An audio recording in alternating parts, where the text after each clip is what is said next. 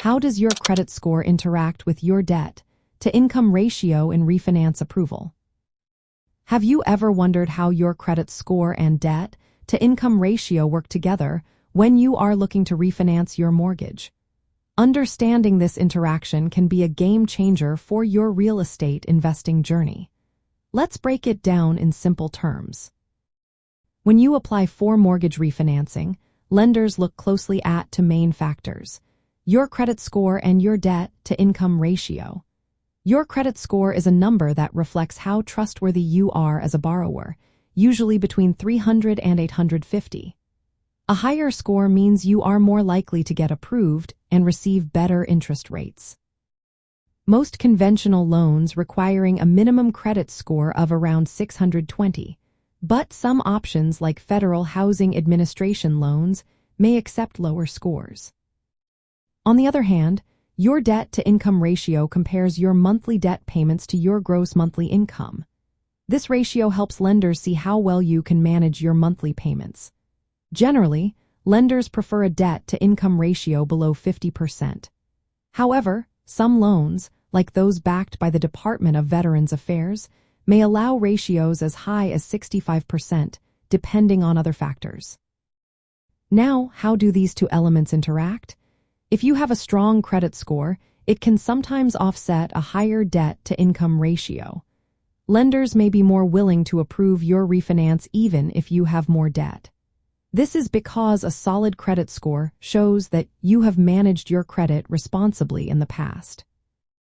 Conversely, if your credit score is on the lower side, lenders may want to see a lower debt-to-income ratio to feel secure about approving your refinance.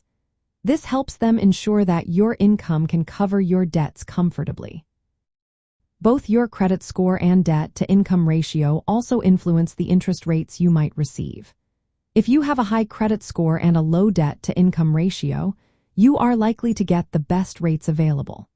However, if either your score is low or your debt-to-income ratio is high, you may face higher rates or stricter terms.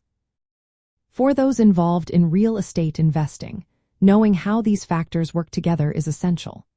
When refinancing investment properties, lenders will look at both your personal credit profile and your overall debt obligations, including any other mortgages or loans you may have.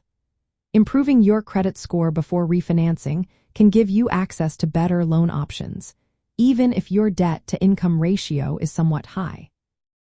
Alternatively, if your credit score is borderline, reducing your debt can help improve your debt-to-income ratio.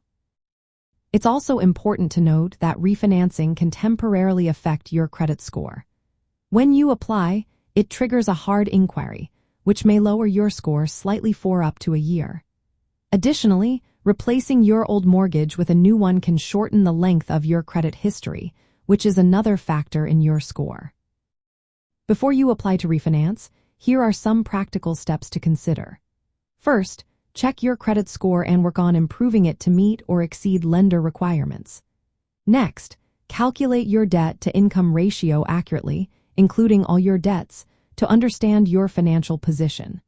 It is also wise to shop around with multiple lenders within a short time frame to minimize the impact on your credit score. Lastly, consider which type of refinance, whether conventional, Federal Housing Administration, or Department of Veterans Affairs, best suits your credit and debt-to-income profile.